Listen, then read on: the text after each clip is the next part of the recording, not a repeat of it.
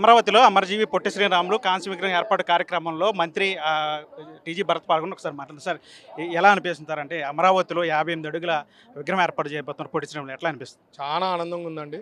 ఎందుకంటే చాలామందికి పొట్టి శ్రీరాములు గారి గురించి కూడా మర్చిపోయేది, ఓవర్ టైం మర్చిపోతుంటారు. అట్లాంటి గ్రేట్ లీడర్ గురించి ఇక్కడ 58 అడుగులది స్టాచ్యూ పెట్టడము, తర్వాత R&D సెంటర్ లెక్క పెట్టడము, హాల్లు, రిక్రియేషన్ సెంటర్, ఇవన్నీ కూడా సో ఇట్ గివ్స్ అంటే ఒక వైశ్యుడు అంటే he has given life for Telugu people. And ఒక మన ఆంధ్ర రాష్ట్రమే కాదండి, తెలుగు వాళ్ళ కోసం ఆయన మరణించిన తర్వాత ఎవరి భాషలకి వాళ్ళకి రాష్ట్రాలు ఏర్పడేదానికి he has taken that lead అనుకోవచ్చు. అంటే ఆయన ప్రాణ త్యాగం నుంచి ఎన్నో స్టేట్స్ ఏర్పాటు కావడం జరిగింది. So is a great leader. ఇప్పుడు ఉండే జనరేషన్ చాలామంది మర్చిపోతుంటారు.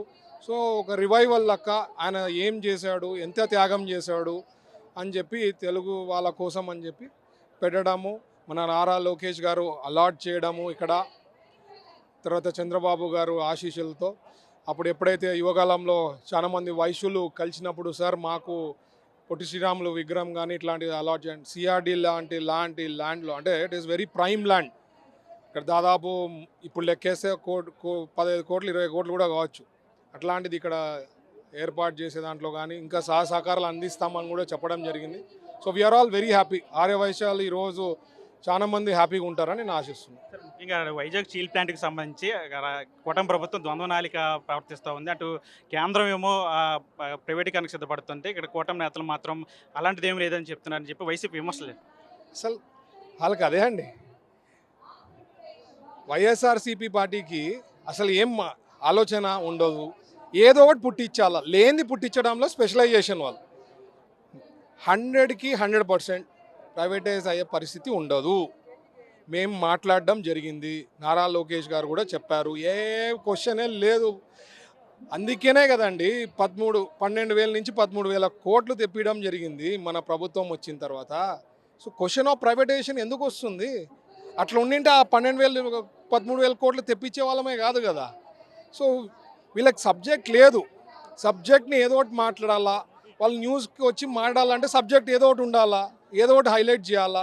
సో లేనిది చెప్పాలనేది ఉంటుంది. వైఎస్ఆర్సీపీ పార్టీని పట్టించుకుంటే ఇంకా అసలు ఇప్పటికే 11 వచ్చింది, ఇంకొక డిజిట్ కూడా లేసిపోతుంది 29లో. ఇట్లే కానీ నిన్న కడపలో మాజీ ముఖ్యమంత్రి జగన్ పర్యటిస్తూ రైతులు అవస్థలు పడుతున్నారు, ముఖ్యంగా కర్నూలు ఉల్లి రైతులు గగ్గోలు పెడుతున్నారని చెప్పండి ఆయన కూడా చెప్పిన పరిస్థితి. ఎట్లా చూస్తారంటే అందుకనే కదా 1,200 రూపాయలు 100 కేజీస్కి ఇస్తూ ఉన్నాము.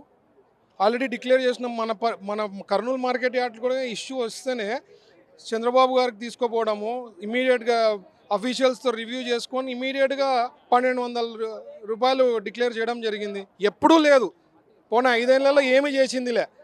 అండ్ మార్కెట్లో 600, 700, 800కి దొరుకుతుంటే మనం 1,200 రూపాయలకి కొనుక్కొని మార్కెట్ ఫెడ్ త్రూ అవుట్ రాష్ట్రం అంతా కూడా రైతు బజార్లకు సరఫరా చేసే దాంట్లో కూడా ప్లాన్ చేశారు. సో ఇంత మంచి కార్యక్రమాలు చేస్తూ ఏమైనా ఇష్యూస్ ఉంటే ఎప్పటికప్పుడు సాల్వ్ చేస్తూ పోతా ఉంది. ఎన్ని ఆర్థికంగా ఎన్నో ఇబ్బందులు ఉన్నా సార్ట్అవుట్ చేసుకుంటూ పోతున్నాం. అది ఓన్లీ కూడా సరిపోదని చెప్పి రైతులు మిమ్మల్ని కూడా అడిగారు నిన్న. అవును అడిగారు, కరెక్టే.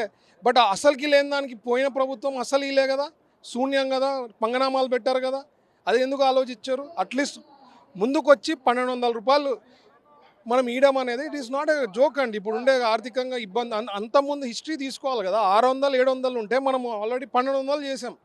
So things are improving. ఏమైనా ఇష్యూస్ ఉన్నా, క్రైసిస్ వచ్చినా, ప్రాబ్లమ్స్ వచ్చినా ఏదైనా ప్రభుత్వం ఇండియాలో సాల్వ్ చేసేదంటే ఓ చంద్రబాబు గారు లాంటి లీడర్షిప్ ఉంది కాబట్టి మా ఎన్డీఏ ప్రభుత్వంలోనే సాల్వ్ చేయగలుగుతున్నాం. Thank you.